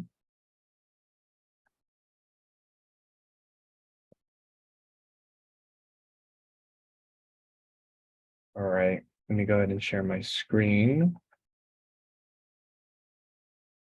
All right, so something that the district we're looking to do a little bit differently is to use all of our avenues of communication. So we would like to include text messages that take you straight to our agenda, any of our messages that get sent out. So really, we'd like to task you all with 3 bullet points. So we'd like for you all to add this number. If you received the text today, this is how the text should have been received. Should say test or AB617. And then it'll have a link. So you could go ahead and click that link and it'll shoot you straight over here to the agenda, any notifications. But yes, our first the first item that I'd like for you all to do, if you receive these messages, is to add this phone number right here, because this is a stationary phone number, so it won't change to your contacts. You could have it under Air District or whatever it may be. This is a one-way communication. So this is pretty much a robot giving you all notifications saying like, hey, this is the next CSC meeting. This is the next subcommittee meeting, or whatever you'd like. Hi, Eric. This is Amy Ramos. Just to confirm, what I'm hearing you say, everyone who's on the list, or at least the CSC members who are here tonight, should have received a text from the Air District today from this phone number? That is Or correct. going to? Oh, they should have already. Okay. Yes. So maybe folks can check right now. And maybe I see people lean in, so maybe you want to read the phone number out loud. I'll go ahead and zoom in into the phone number. So right here, it's 888, or it'll be 1-888-714-3382. But yes, this message was sent out today. And it should look like this, very much like the emails that you receive.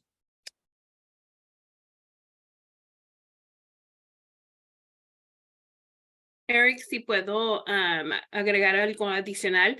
El mensaje que If I can add something, the message that you receive, it's going to be that phone number that you can see in the slide right now.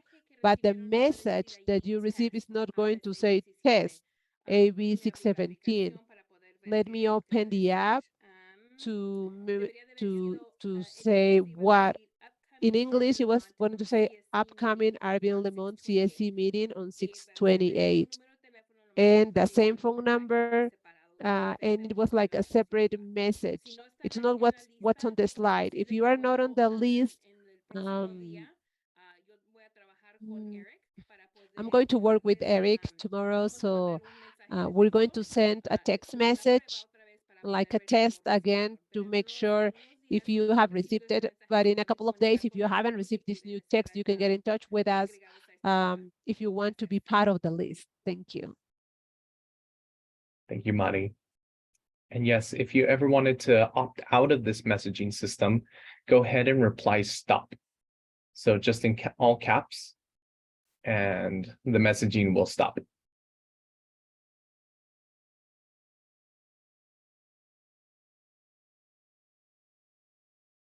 Thank you, Eric. And then just to confirm, you have the contact information for all CSC members, so they will be receiving it, because I'm seeing a flurry of folks on the chat.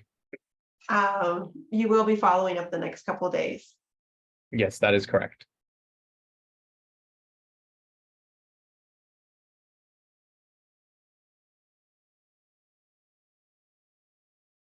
All right. If that's all for that, if no one had any questions, I'll go ahead and pass it back to Harder.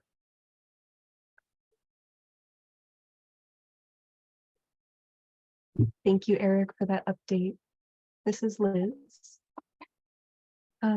If there are no other questions, I think we can open it up if there are any other community members who have updates that they would like to share with the group at this time.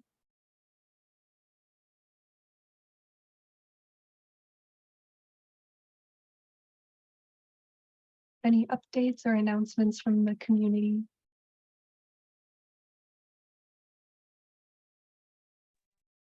Yeah, I have just a quick thank you to the city of Arvin.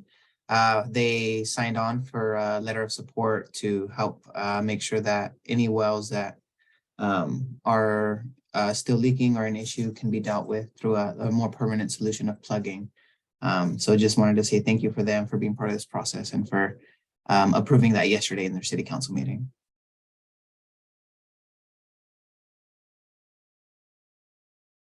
Yeah, thank you for sharing your appreciation. Definitely sending some appreciation to the city of Arvin too. I know we have our representative here tonight. I think Minerva, your hand is up. Please go ahead. Hola, sí, buenas tardes. Yes, good afternoon. It's been a while that I've been trying, but I think my internet connection was not very good, so I couldn't hear you all. but I want to share, but I don't know how, pictures that I saw in social media account, and I was not able to share it in the chat, but here it says that like as we were talking about the wells, but it's in English, and I wanted to share this with you, but it's like an alarming information. I'm going to turn on my camera so I can show you by phone, and I don't know if you can understand what I'm saying. But it says it's very alarming. It says that there are 27 wells leaking close to schools. I don't know if you're able to see it. It says in Lamont and Arvin, there are 7 pictures. I send it to a number like 236,000 number that you gave us. It doesn't have that much information, but like it's very alarming information because it says that Arvin and Lamont, they have 27 wells leaking or something like that. That's what I was asking. Like I was asking for help because I was not able to share this, but this is a social media account. I saw this in Instagram. So I don't know if you have any comments about this, like do you have information related to this? Because it's very alarming. It says that it's close to the communities and to schools. Thank you for sharing that Gracias por concern. Oh, compartir esa información. Hi, Minerva. That information is a summary on what has happened with all the leaks in this board. We've realized that out of those 27 wells, only 3 are still leaking. So I cannot hear anything. I don't know if it's my internet. Yes. That Instagram post, I think, is information regarding everything that happened throughout the leaks. But I think we received information, the most up-to-date information. And now we know that there are only 3 of those original 27 leaks that are still happening, and they're being repaired. So I think CalGEM will give us more information. Unfortunately, they couldn't be here this meeting, but it seems like they're being dealt with rapidly. But I think that post is a collection of everything that's happened since the beginning of the leaks in late May. Okay. Okay, gracias. Okay, thank you.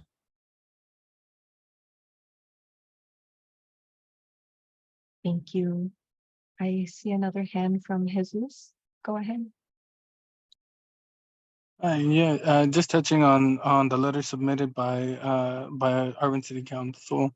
Absolutely appreciate they were able to do that for us. And I was wondering what the process would look like or if it would be possible for the CSC to submit a similar letter of support, asking for the closure of those wells. And if we would have to go to a vote. That sort of thing. Thank you. Yeah, I think that does sound like something that would have to be voted on by the CSC. I think Minerva has I'm not sure if you put your hand up to respond to that question. Might have been a mistake, but No, estaba tratando de bajarla. Sí, fue por error, sorry. Yeah, it was a mistake. I'm sorry. no worries. Thank you. So I think, Jesus, we can note that as an action item to bring up maybe at the next CSC meeting to ask the CSC what their thoughts are on whether they would like to collectively sign on to a letter. I do know that you have brought that up in the agenda setting meeting, so we're not losing track of that. Yeah, sounds good. Thank you. Were there any thoughts that folks would like to share in response to that comment? at this time? Any initial thoughts on the CSC collectively signing on a letter similar to what the city of Arvin did in support of stricter enforcements on oil and gas regulations?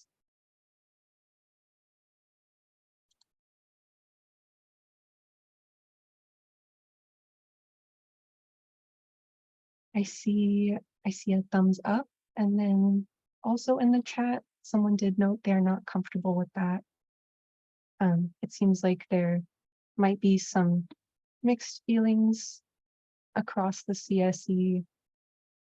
It might be something that individuals can sign on to as opposed to the entire CSE.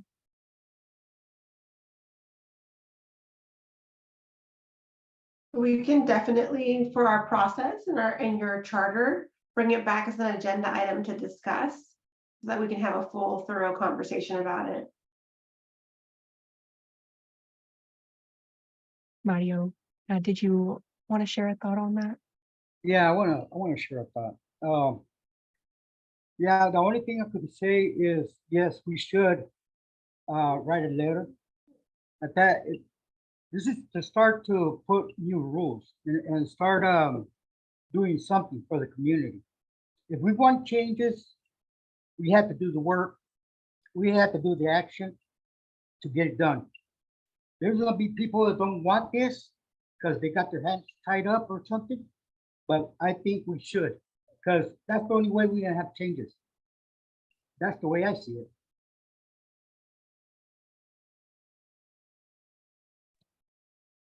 Thank you for sharing. Yeah, it's definitely an important issue to, I think, everyone in this meeting, and it sounds like there might be some alternative ways for folks to collectively sign on a letter to make those changes. So we'll bring that up in our next meeting when we have a little more time to discuss.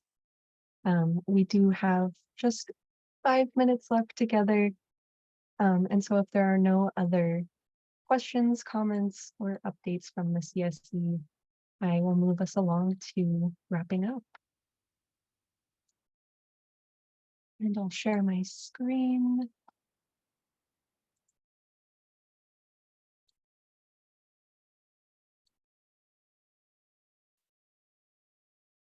Okay.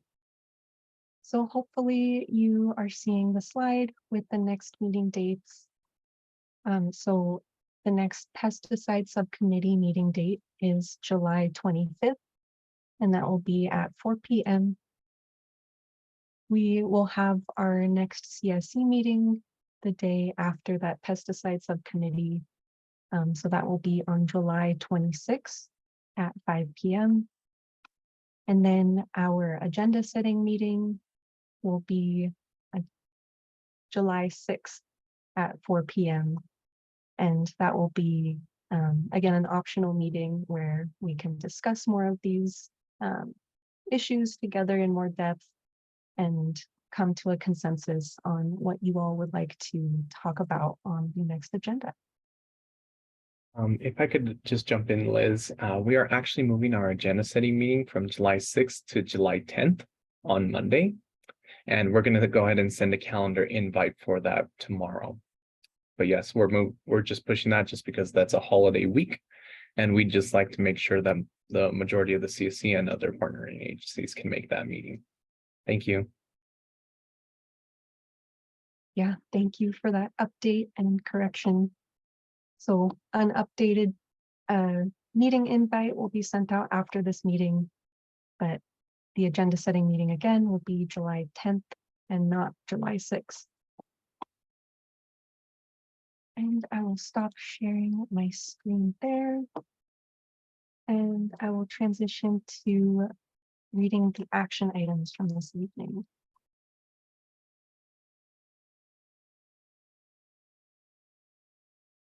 Give me one moment.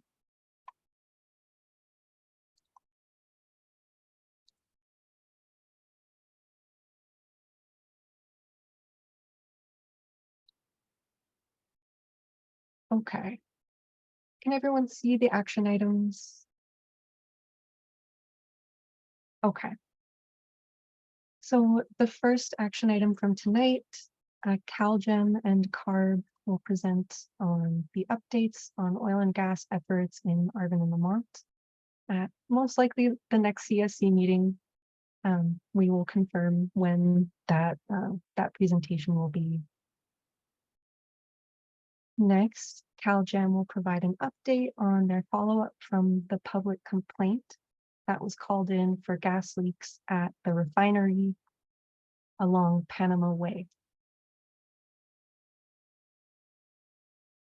Next, CalGEM's presentation will include visual representation of the enforcement processes and timelines for violations and follow-up inspections to ensure accuracy of data with specific information about enforcement at Sunray. Next, the CSC is invited to share feedback on the AB 617 Blueprint 2.0. CARB will be hosting 3 virtual workshops, one on July 7th and July 11th, and then another on July 18th. And we have some of that information here. Next, the Air District will provide a comprehensive update on the oil well status, including the API for the 11 wells. And I believe that will be an email update sent in the next few days. Next, CSC members are invited to accept the sign up for the AB 617 text notification system and add the phone number to their contacts. We have the phone number listed here. It's 888-744-3382. If you do not receive the text, contact the Air District and they will add you to the list. It looks like several folks have noted in the chat already. So feel free to put in the chat right now if you would like to be added and you have not received the text already. And that looks like our last action item, but I'll pause here to see if there are any corrections to any of these items or anything you would like to add that we missed. Oh, Erica, go ahead. I'm sorry, Liz, do you mind just scrolling back up to the action item for CalGEM on the refinery? We actually don't have jurisdiction over refineries. So maybe I can get some more information about that complaint to find out what the appropriate agency would be for the follow-up on that. Sorry, you can give that to assign the district to that. Okay, thank you, Ryan.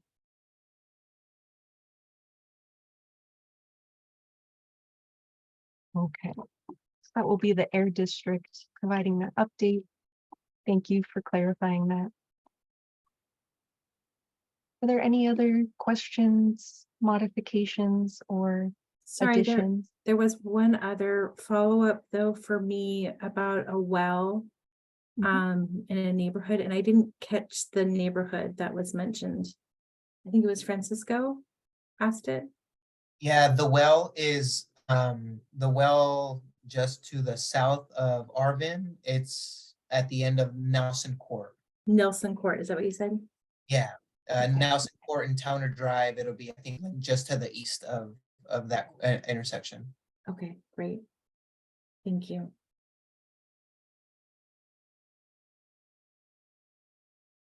Thank you for specifying that location. Are any other questions or additions to the action items for tonight?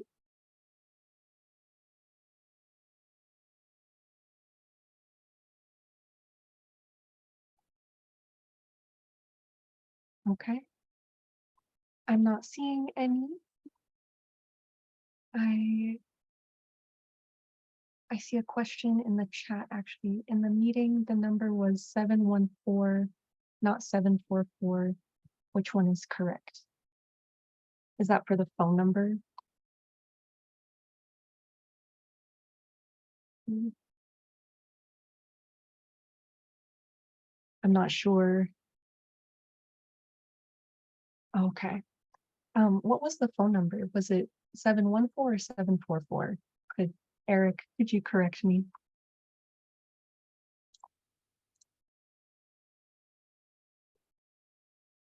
Go ahead. 714. Yeah, 714. Thank you, Maddie. Thank you. Thank you. I will update that. Okay. So I think we can move to closing out the meeting. Before we move to public comments, we can take some closing remarks from the air districts and then our co-leads. Ryan, do you have any closing remarks you would like to share? No, just appreciate all the input tonight, and appreciate everybody's time, and your continued participation is so important. Yes, agreed. I think Bianca and Cesar would love to invite you both for some closing remarks.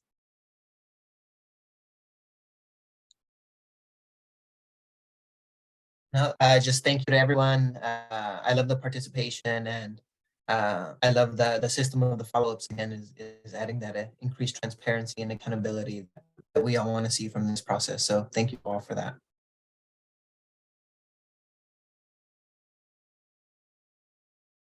Thank you. Bianca, anything you'd like to share?